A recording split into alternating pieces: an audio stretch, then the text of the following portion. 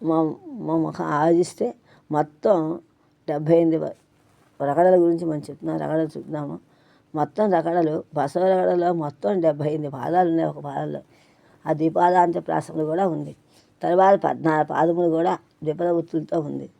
అక్కడక్కడ ప్రాసయితి కూడా అంగీకరించబడింది. తర్వాత 8 పాదాలు ఇటు నియమే మరికొంత విషముగా పాటించబడింది. బసవరగడతో ప్రారంభమైన ఉత్సాహ వృత్తము ప్రతి పాదంలో కూడా శరణు బసవ అని ఒకటితో ఉంది. దీన్నే బసవోత్తర స్థితమని కూడా అంటారు.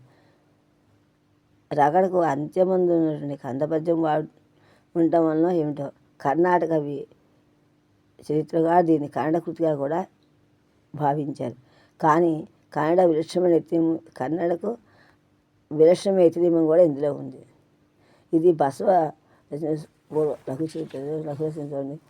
బసవ రఘుకృతి 1 గద్యలు పంచప్రకార గద్య 2 నమస్కార గద్య 3 అక్షరాంగ గద్య 4 అష్టోత్తర శతనామ గద్య శరణు బసవ గద్య అని మొత్తం ఇది. ఇంకా రగడల గురించి ఆలోచిస్తే మొత్తం చెప్తామట. రఘుకృతి విన్ని సారబెట్టి రఘుకృతి అయింది.